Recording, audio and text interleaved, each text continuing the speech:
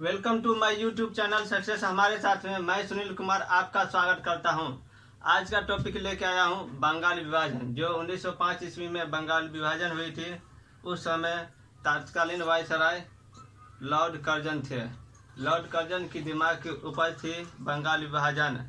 उसी ने शासकीय आधार बताकर उसको बंगाल का विभाजित करने का लिया था, क्योंकि वहाँ पे बहुत ज़्यादा मजबूत स्थिति थी। भारत की राजधानी थी, वहाँ पे बहुत सारा जो नेता सब लोग एक्टिव थे। वहाँ पे न्याय व्यवस्था, राज्य व्यवस्था, आर्थिक व्यवस्था सब वो केंद्र था। इसी कारण वहाँ पे बहुत ज़्यादा प्रॉब्लम होता था। एकता थी पब्लिक में, बड़ा क्षेत्र था बंगाल। इसी कारण वहाँ पे बंगाल विभाजन दो भागों में बांटे। जिसे नहीं कहते हैं कि 5 उंगली है, एक भी उंगली कट गया तो हाथ लूला हो जाता, वही करना चाहा लॉर्ड कर्जन ने। तो चलिए देखते हैं आज बंगाल विभाजन। लॉर्ड कर्जन की साम्राज्यवादी तथा बांटो पर राज करो नीति का सबसे बड़ा प्रमाण था बंगाल विभाजन। उसका नीति क्या था? लॉर्ड कर्जन था कि साम्राज्यवादी तथा बांटो और राज करो। वो तो था, मतलब उसका तो पहले ही से था अंग्रेज का बांटो और राज करो का। दोनों में लड़ा देते थे दो हिंदुस्तानी को। हिंदुस्तानी भी कैसा था, बुद्धि था या नहीं था, लड़ जाते थे अपने में सत्ता के लोभ में, और गरबा सरवर कर टूट जाते थे अपने से। बंगाल विभाजन का आधार बता रहा था क्या लॉर्ड कर्जन, कि बहुत बड़ा क्षेत्र है और बहुत जनसंख्या है।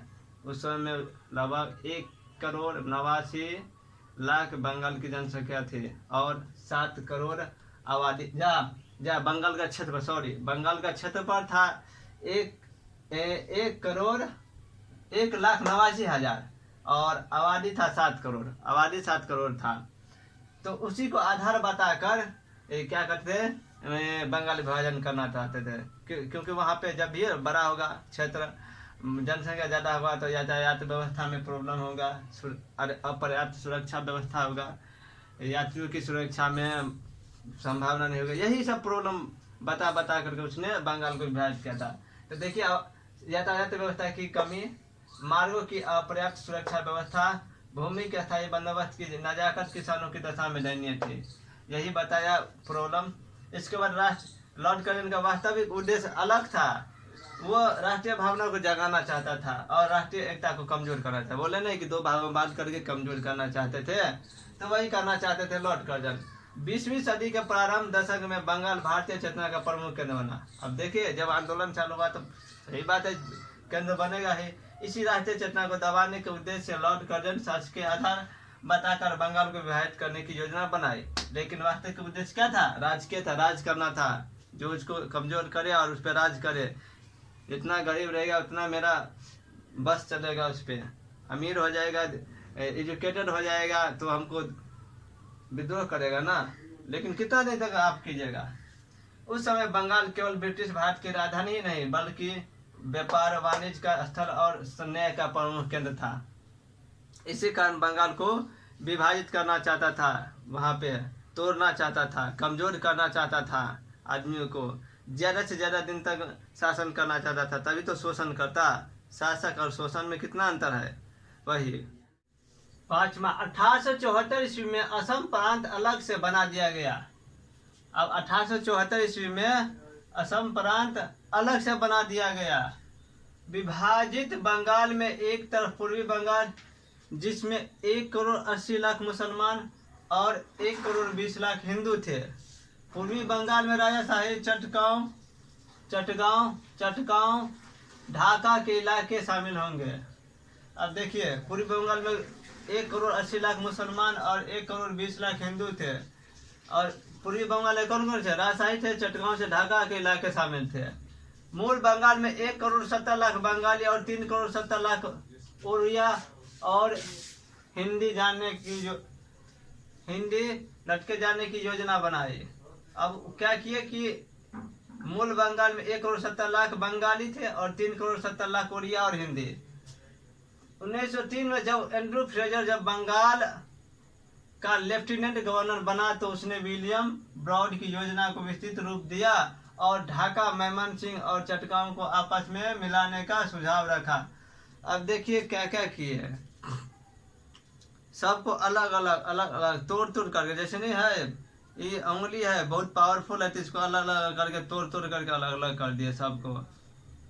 जब ये बिखर गया तब ये ताकत कम हो जाता है, तो सबको देखिए अलग अलग कर दिए। चटगांव ढाका इलाके को पूर्वी बंगाल में, मूल बंगाल में 1,70,000 बंगाली थे, 3 करोड़, मतलब सबको अलग अलग बिखेर दिया। एंड्रू देखिए 1903 में Andrew Fraser Bengal lieutenant governor बना तो उसने विलियम ब्रॉड की योजना को विस्तृत रूप दिया और ढाका, मयमनसिंह और चटगांव को आपस में मिलाने का सोचा। ये छोट छोट था तो इसको मिला दिया कि मतलब एक आदमी से चलाया जाए। वहाँ पे मतलब चलाया जा सकता था, कम जनसंख्या था, बड़ा प्रांत नहीं था, तो वहाँ पे लगाया जा सकता है, नहीं तो उसको ज़्यादा से ज़्यादा सैनिक रखना पड़ता। दिसंबर 1903 में बंगाल विभाजन के प्रस्ताव की जानकारी सबको मिली। इसके विरोध में काफी बैठकें हुई। अब जानकारी कब मिली? तो दिसंबर 1903 में बंगाल विभाजन के प्रस्ताव की जानकारी मिली। कब मिली? तो 1903 में। लेकिन इसके विरोध में काफी बैठकें हुई। सूर्यनाथ बनर्जी, कृष्ण कुमार मित्र, पृथ्वी चंद्र राय व अन्य नेताओं ने विभाजन के प्रस्ताव के खिलाफ पत्रिका क्रम बंगाली हितवादी और संजीवनी के माध्यम से आंदोलन छेड़ा। अब देखिए जितने भी नेतागण थे जो अपना अखबार प्रकाशित करते थे वो उनके थ्रू है ना उसके विरोध में लिखना चालू किए, क्योंकि आदमी तक हर इंसान तक पहुंचना। पहले बहुत कम आदमी के पास क्या कहते थे भेजने का सामान नहीं था। भेजने का मतलब है रेडियो ही था, तो हमको लगता है उस समय में रेडियो किसी किसी के पास होगा जो बहुत बड़ा आदमी है उसी के पास, तो कैसे। लेकिन पेपर से तो लोग कुछ आदमी तो जरूर खरीद करके पढ़ सकते थे, पढ़े लिखे थे, उसके थ्रू क्या किए और वो उससे बता देते थे। तो ये तो जरूर किए हैं कि इसे हितवादी बंगाली और संजीवनी के माध्यम से आंदोलन को छेड़ा। मार्च 1904 से जनवरी 1905 के बीच कलकत्ता टाउन हॉल में कई बैठकें हुई, लेकिन अंग्रेजी हुकूमत पर विरोध का कोई असर नहीं हुआ। अब देखिए जो ठान लिया है कि हम भी डूबेंगे सनम, तुमको भी लेके डूबेंगे सनम, वही हुआ कि ठान लिया कि हम करबे करेंगे। जबरदस्ती है तो क्या करेंगे, हम आंदोलन करबे करेंगे, करो तुम। जब तुम डूब रहा है उसमें तो हम भी डूब रहे हैं, हम भी आंदोलन में डूबेंगे, तो हमको भी चाहिए ना। तो मार्च 1904 से 1905 की कलकत्ता टाउन हॉल में कई बैठकें हुई, लेकिन अंग्रेजी हुकूमत पर विरोध का कोई असर नहीं हुआ। 19 जुलाई 1905 को बंगाल विभाजन के निर्णय की घोषणा कर दी गई। 19 जुलाई 1905 को, यानी कि घोषणा हुई थी 19 जुलाई 1905 को। कहीं कहीं 20 जुलाई भी किसी किसी बुक में लिखा हुआ है। एक क्वेश्चन बीपीएससी में पूछा हुआ था कि बंगाल विभाजन का निर्णय की घोषणा कब की गई थी। विभाजन की घोषणा के तुरंत बाद पावना, फरीदपुर, तंगाई, जयसोर, वीरभूमि, बारिशाल आदि जगहों पर कई बैठकें हुई। अब देखिए सभी जगह जगह पर बैठकें हुए, बुलाया गया, आदमी को एकजुट किया गया कि आप कैसे क्या कहते हैं इस योजना को विरोध किया जाए, हम लोग को तोड़ने की फुट डाले, पहले से इसका ही था ही, फुट डालो, अशासन करो। 7 अगस्त 1905 को कलकत्ता के टाउन हॉल में एक बैठक बुलाई गई। इस बैठक में विभाजन के विरोध में 2 बातों पर सहमति हुई: स्वदेशी आंदोलन चलाए गए जाने और बहिष्कार का प्रस्ताव पास करने का। अब देखिए आप कितने दिन किसी को धोखा दीजिएगा, दोस्त बनाइएगा, दोस्त बना करके फिर उसको आपस में लड़वाइएगा, शासन कीजिएगा, कितने दिन तक कीजिएगा, कभी ना कभी तो सामने आपके चेहरा सामने में आएगा ही। तो वही बात इसमें हुई। तो एक कहावत है, साजिशें रचने को आजाद है मेरे दोस्त, साजिशें रचने को आजाद है मेरे दोस्त, यानी पहले से आपको आजाद दिए थे, अब मतलब तो साजिशें रच दिए। नजरों से तो उतर गए उसी दिन जिस दिन आप तुम्हारा मुखौटा सामने उतरा था, मुखौटा सामने उतरा था, उसी दिन नजरों से गिर गया। तो 1857 का विद्रोह हुआ था, उस समय तो आपका मुखौटा उतर गया था, सिर्फ देख रहे थे कि क्या करते हैं, कैसे करते हैं। तो यही बात हुआ, क्या कहते हैं अंतिम में बस आंदोलनों की शुरुआत चालू हो गया, आंदोलन, स्वदेशी आंदोलन, और पूरा एकदम घमासान हो गया। 16 अगस्त 1905 को कलकत्ता के टाउन हॉल में जो बैठक हुई थी कांग्रेस की, उसमें स्वदेशी आंदोलन की घोषणा हो गई, पारित हो गई। 1 सितंबर 1905 को सरकारी घोषणा की गई कि विभाजन 16 अक्टूबर 1905 से प्रभावी होगा। आप देखिए 1 सितंबर 1905 को सरकारी घोषणा कर दी गई कि बंगाल विभाजन कब से होगा, 16 अक्टूबर 1905 से प्रभावी होगा।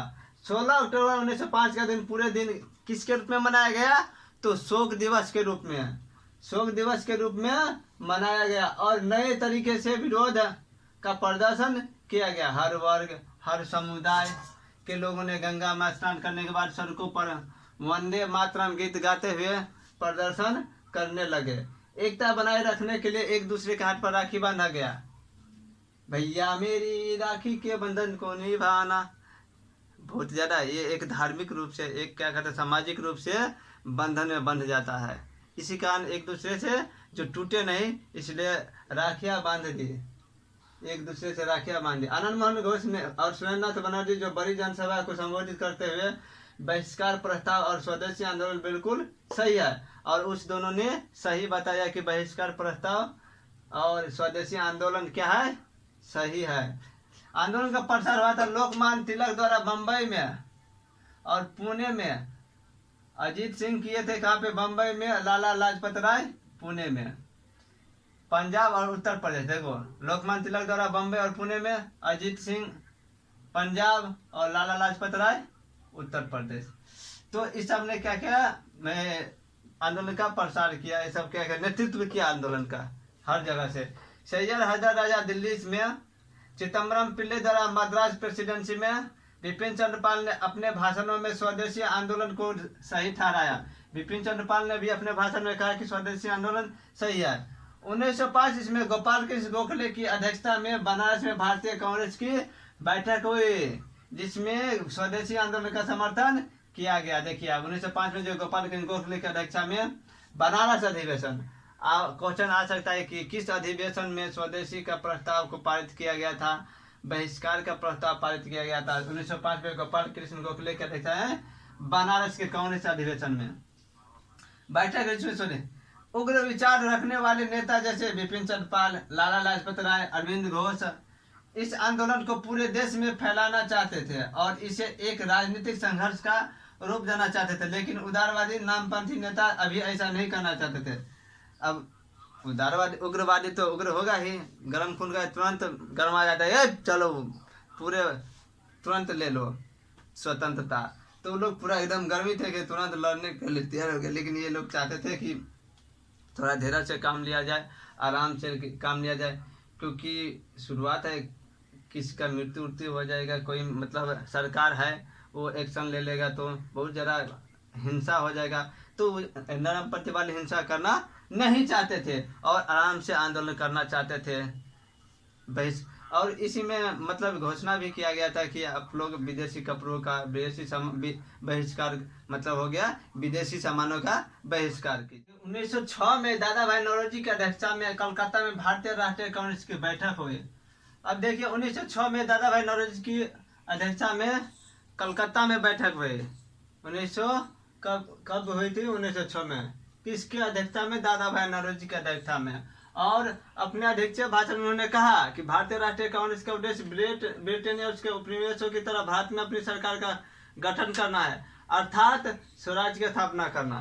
कहा क्या अपने भाषण में कि जैसे ब्रिटेन यहाँ पे अपनी शासन स्थापना किया हुआ है, उसी तरह से हम भी यहाँ पे अपने स्वराज प्राप्ति के लिए स्वयं शासन करना चाहते हैं। स्वयं का शासन, यहाँ पे शासन व्यवस्था स्थापित करना चाहते हैं, वो अपने भाषण में कहे।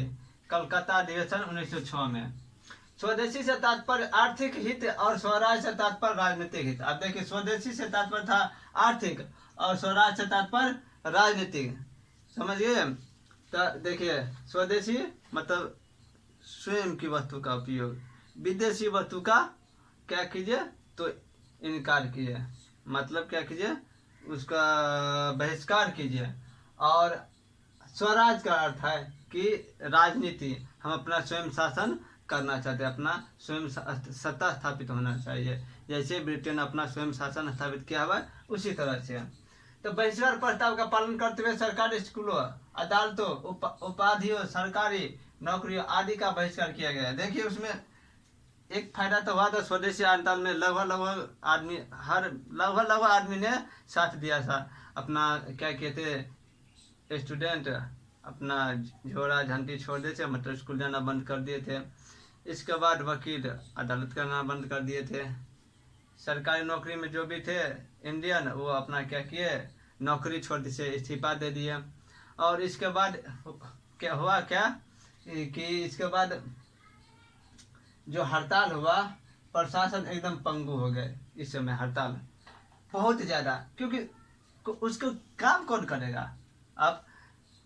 सब अपना अपना त्याग दिए, उपाधि त्याग दिए, सरकारी नौकरी छोड़ दिए, स्वदेशी मतलब विदेश से जो वस्तु आ रहे हैं उसका उपयोग नहीं कर रहे, आर्थिक रूप से, राजनीतिक रूप से पूरी तरह से वो क्या हुआ, पंगु हो गए। विदेशी माल के बहिष्कार को सफलता सबसे ज्यादा मिली थी। स्वदेशी आंदोलन में सबसे ज्यादा विदेशी माल की बहिष्कार, जो विदेशी माल का बहिष्कार किया तो उसमें सफलता क्यों किया, क्योंकि उसमें क्या हुआ, लोग अप्रत्यक्ष रूप से भी कर सकता है। जो मान लीजिए विदेशी सामान खरीदता है, मतलब भले ही क्या है उसमें नहीं कूदा, नहीं आंदोलन नहीं कूदा, लेकिन इतना तो कर सकता था, विदेशी सामान नहीं खरीदा, उसकी मांग कम होगी, इसके आर्थिक रूप से उसको क्षति हुआ, तो इसमें ज़्यादा सफलता मिला। महिलाओं ने विदेशी चूड़ियाँ, कपड़े, बर्तन इस्तेमाल करना बंद कर दिए। देखिए सभी तबके के धोबियों ने विदेशी कपड़ों को धोने से इनकार कर दिया। देखिए भी पहली बार महिला भी इसमें भाग लिया था। महंतों ने विदेशी चीनी से बने प्रसाद को लेने से इनकार कर दिया। विदेशी आंदोलन ने जन जागरण के लिए स्वयंसेवी संगठनों की भी मदद ली गई। जो स्वदेशी बांधव समिति था, इसके संगठनकर्ता अश्विनी कुमार दत्त थे, जिन्होंने बहुसंख्यक मुसलमान की किसानों को आंदोलन के लिए प्रेरित किया था। स्वदेशी आंदोलन में अपने प्रचार के लिए पारंपरिक त्योहार, धार्मिक मेला, लोक परंपराओं, नाट्य मंचों का भी सहारा लिया गया।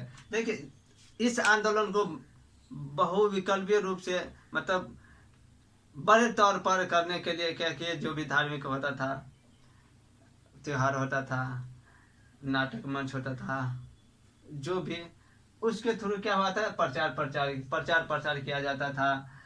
अब साक्षात रूप से मतलब हर इंसान के पास तो जा नहीं सकता था राजनीतिक, इसीलिए क्या करते थे, अपना जैसे माइक के लेकर करते सार्वजनिक प्रचार कर देते कि ऐसे ऐसे बात है, तो ऐसे ऐसे हो गया है, आप लोग को यहाँ यहाँ जगह ऐसे ऐसे बात हुआ, यहाँ आना है, या जो भी करना है बोल देते हैं माइक में ना। अब तो उसी तरह से वहाँ पे नाटक के थ्रू प्रचार करते थे।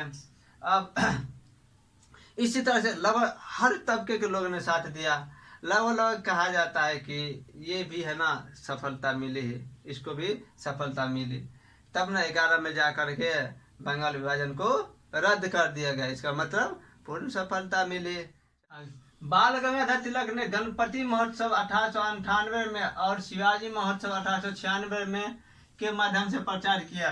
सब ने अपने अपने तरह से जो प्रचार किया, अपना अपना जो संस्था थे उस तरह से प्रचार किए। सब मतलब पूरे जो आंदोलन को होना एक रूपता ले लिया। ये राष्ट्रीय तौर पर ये आंदोलन भैया मतलब हो गया, क्योंकि हर जगह प्रचार इसका किया, सब मिल करके एकजुट होकर के। इसके बाद क्या कहते हैं, सरकारी नौकरी छोड़ा, अपना जो भी अवार्ड था अवार्ड छोड़ा, जो क्या कहते हैं बच्चों तक, महिलाओं ने कपड़ा पहनना छोड़, विदेशी सामान को का चूड़ियाँ पहनना बंद किया, धोबियों ने विदेशी कपड़ा धोने से मना कर दिया, महंतों ने विदेशी चीनी से बने जो प्रसाद होते वो लेना बंद कर दिया। मतलब पूरे है ना एक तौर पे एक समान रूप से, जो 58 के विद्रोह की तरह नहीं, ये एकजुटता 1857 में अलग अलग जगह पर सब अपना अपना नेतृत्व किया था अपनी तरह से, यहाँ पे एकजुटता हो रहा है तो ज़्यादा मजबूत होगा ही, इसलिए ये आंदोलन है ना सफल रहा बहुत ज़्यादा। धार्मिक स्वदेशी आंदोलन की विशेषता देखिए क्या था, अब उत्तम हो गया। अब देखिए इसका विशेषता, धार्मिक त्योहारों, लोक मंचों आदि के माध्यम से प्रसार करना, आर्थिक समृद्धि, आत्मनिर्भरता और आत्मशक्ति की नारा का प्रचार करना। अब इसमें यदि विशेषता पूछे तो ये विशेषता हुआ। टैगोर के शांति निकेतन के तर्ज पर बंगाल नेशनल कॉलेज की स्थापना की गई थी उसी समय में, और अरविंद घोष को बनाया गया था उसका प्रधानाचार्य। अगस्त 1906 में राष्ट्रीय शिक्षा परिषद का गठन हुआ। राष्ट्रीय शिक्षा परिषद का गठन कब हुआ? 1906 में, जिसका उद्देश्य था राष्ट्रीय नियंत्रण के तहत जनता को इस तरह का साहित्य, वैज्ञानिक, तकनीकी शिक्षा देना जो राष्ट्रीय जीवन धारा से जुड़ी हो। शिक्षा का प्रसार होने, शिक्षा के बढ़ते लोग आदमी को टेक्निकल रूप से देने लगा। पहले सीधी पढ़ाई होता था, जो आप इंटर BA ग्रेजुएशन जो करते हैं वो सब आप टेक्निकल रूप से, जैसे आप अभी बोलते हैं ना इंजीनियरिंग, मेडिकल इंजीनियरिंग, टेक्निकल जो होता है इलेक्ट्रिक फिलेक्ट्रिक जो भी हो, ITI, पॉलिटेक्निक, ये सब है ना टेक्निकल देने लगा, तब ना विकास होगा देश का, रिसर्च करेगा। तकनीकी शिक्षा के लिए बंगाल इंस्टीट्यूट की स्थापना की गई।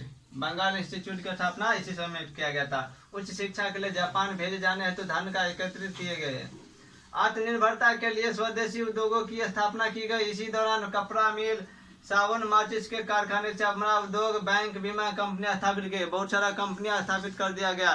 जब ये विदेशी सामान का जो बहिष्कार होगा तो यहाँ पे तो जरूरत पड़ेगा ही सामान का, खाने पीने का, हर तरह के सामान का, तो यहाँ पे बनेगा तब ना उपयोग करेगा। तो यहाँ पे क्या है, बहुत सारा कारखाना स्थापित की गई। माचिस की कारखाना, साबुन का कारखाना, चमड़ा उद्योग, बैंक, बीमा, कपड़ा मिल आदि स्थापित की गई। अनुभव की कमी की वजह से बहुत से कारखाने बंद हो गए। अब मान ली डायरेक्ट किसी को दे दिया जाए कि आप ये कीजिए, अब बताइए, हम हिस्ट्री पढ़ा रहे हैं, हमको दे दिया जाए कि आप जाइए और इंजीनियरिंग पढ़ाइए, इंजीनियर को पढ़ाइए, फिजिक्स पढ़ाइए, केमिस्ट्री पढ़ाइए, हम पढ़ा पाएंगे? नहीं पढ़ा पाएंगे। तो वही ना अनुभव है, पढ़ेगा आदमी, पहले सीखेगा कोई भी चीज़। जैसे है अभी आप सीख रहे हैं वैसे सीखिएगा, तभी ना कोई चीज़ दूसरे को पढ़ाइएगा। ये शिक्षा ना एक दूसरे से रोटेट होता है, एक दूसरे को मतलब है दिया जाता है, ग्रहण किया जाता है, बांटा जाता है। तो वही हुआ। आचार्य BC राय द्वारा स्थापित बंगाल केमिकल फैक्ट्री ने अच्छा काम किया। देखिए आचार्य BC राय द्वारा स्थापित, इनके पास तजुर्बा होंगे बिजनेस करने का, इसलिए इसके केमिकल फैक्ट्री ने बहुत हद तक है ना सफल रहा, अच्छा काम किया, बहुत अच्छा कमाया, फायदा कमाया। स्वदेशी आंदोलन का सांस्कृतिक जीवन पर भी प्रभाव पड़ा। स्वदेशी आंदोलन के दौरान रविन्द्रनाथ, सांस्कृतिक जीवन मतलब रहन सहन हर चीज पे होता है ना, संस्कृति पर भी पड़ता है ना। रजनीकांत सेन, द्विजेंद्र लाल राय, मुकुंद दास, सैयद अमूल मोहम्मद ने जो लिखी क्रांतिकारी आतंकवादियों, नरमपंथियों, गांधीवाद और साम्यवादियों सबके लिए प्रेरणा का स्रोत बने। स्वदेशी आंदोलन के दौरान रविन्द्रनाथ टैगोर, रजनीकांत सेन, द्विजेंद्र लाल राय, मुकुंद राय, सैयद अमूल मोहम्मद जो लिखी क्रांतिकारी आतंकवादियों, नरमपंथियों, गांधीवादी और साम्यवादियों सबके लिए प्रेरणा का स्रोत बना, क्योंकि ये लोग नेतृत्व किए थे, बहुत बड़े तर्ज पर, बहुत बड़ा नेता था, सब आगे बढ़े थे इसको संचालित करने के लिए।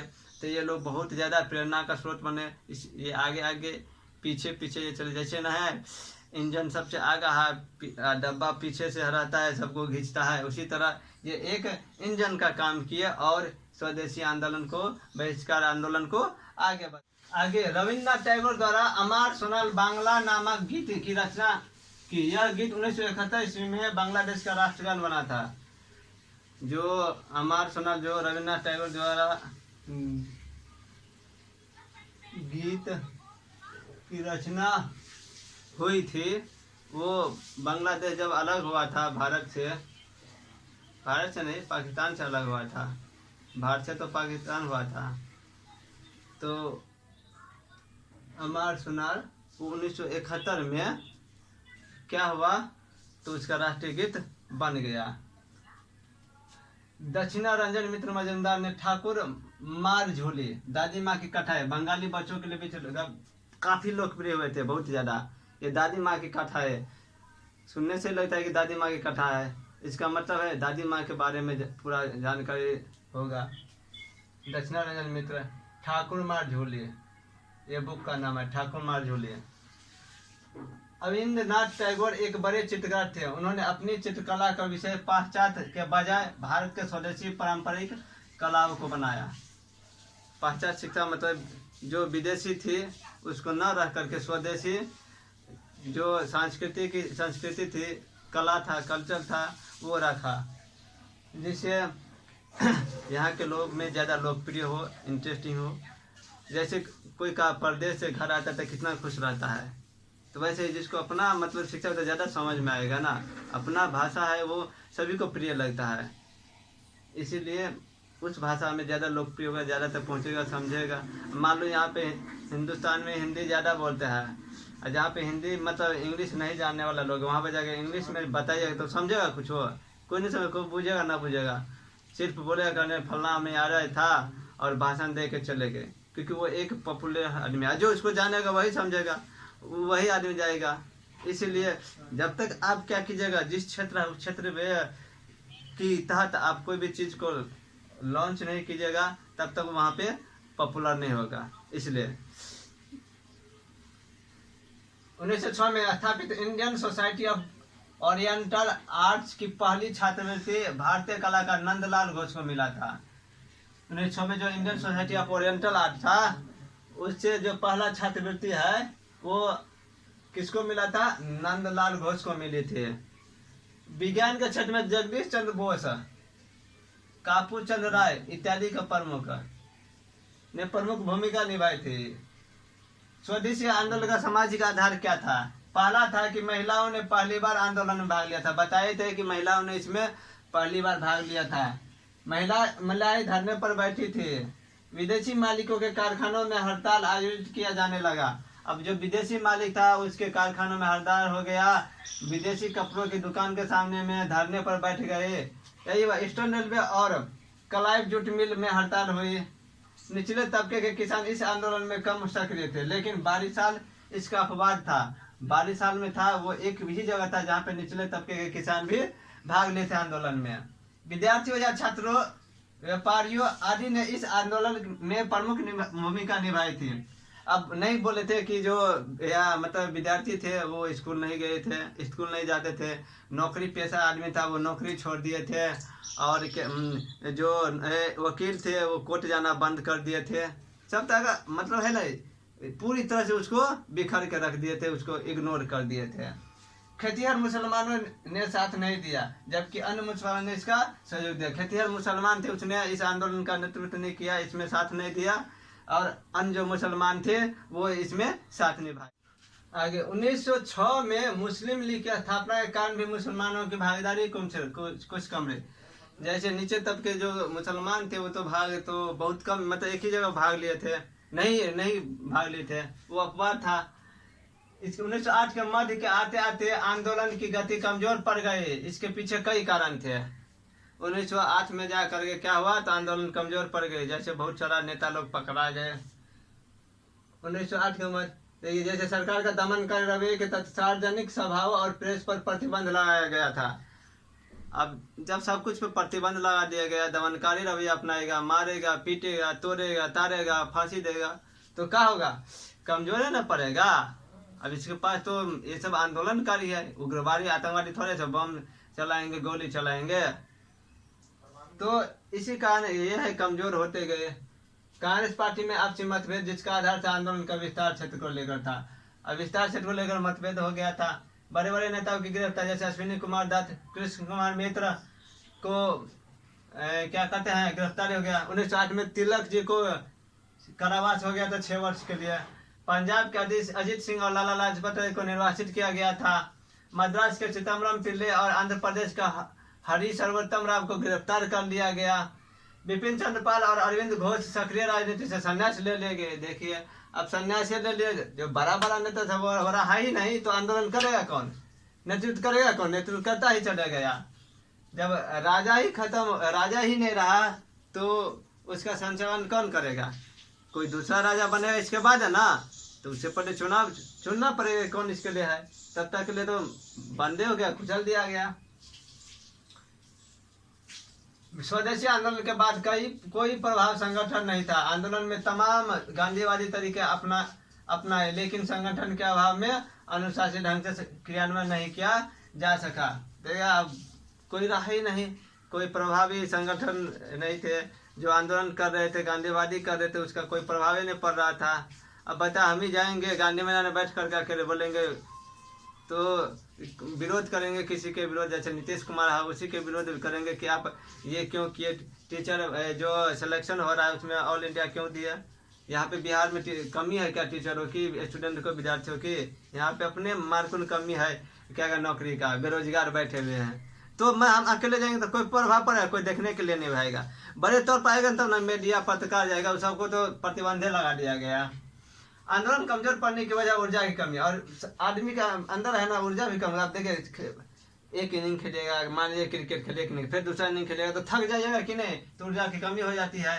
वास्तव में स्वदेशी आंदोलन असफल नहीं रहा। आंदोलन ने समाज के एक बड़े तबके में राष्ट्रीयता की चेतना का संचार किया, जो उससे पहले दिखाई नहीं पड़ता था। अंग्रेजों को काफी आर्थिक क्षति पहुंचाई और साथ ही साथ सांस्कृतिक जीवन को प्रभावित किया। आप देखिए आंदोलन असफलता हुआ, इतना बड़ा आंदोलन हुआ, जागरूक कर दिया आदमी, महिला भाग ले लिया उस समय में। जानते हैं क्या क्या हुआ, क्या बच्चे भाग ले लिए, हर तबके के इंसान भाग ले, आदमी भाग ले लिए। तो जागरूक क्यों नहीं हुआ, हर इंसान के पास करा, सब में जोश जुनून भर गया। तो इसी तरह से इससे अंग्रेजों को काफी क्षति भी हुई, क्यों नहीं क्षति नहीं हुआ, तोड़ फोड़ ममोड़ हुआ आर्थिक रूप से। जैसे देखिए विदेशी सामानों का जो क्या क्या बहिष्कार किया गया, कितना है नौकरी छोड़ दिया, अपना क्या किए सो पुरस्कार था वो वापस कर दिए। तो इस तरह से ना बहुत ज़्यादा उसको ना अंग्रेजों को हुआ ना, वो भी बहुत प्रभावित हुए, आर्थिक रूप से पहुंचा हुए, और साथ ही साथ सांस्कृतिक जीवन को भी प्रभावित पड़ा उसके। तो इस तरह से बंगाल विभाजन में जो इम्पोर्टेंट पॉइंट था वो हो गया, अंत हो गया। बहुत सारा जो जितना भी इम्पोर्टेंट था बंगाल विभाजन से संबंधित, स्वदेशी आंदोलन से संबंधित, वो लगभग खत्म हो गया, लगभग का पूरे खत्म हो गया। इसे इतना अब इम्पोर्टेंट क्या होगा, कोई भी एग्जाम में बहुत हो गया, काफ़ी हो गया। तो आप लोगों का ये वीडियो कैसा लगा तो लाइक कमेंट शेयर कीजिए और सब्सक्राइब भी कर दीजिए, जिससे आपको आगे अगले वीडियो का नोटिफिकेशन मिल जाए। अपने दोस्तों को भी बोलिए और इसको अच्छे से पढ़िए, आप लोगों को जरूर फायदा होगा आने वाले एग्जाम में, भविष्य के एग्जाम में आप लोगों का उज्जवल भविष्य रहेगा हिस्ट्री से संबंधित जो भी है। तब तक के लिए आप लोगों को बहुत बहुत धन्यवाद, नमस्कार, जय हिंद।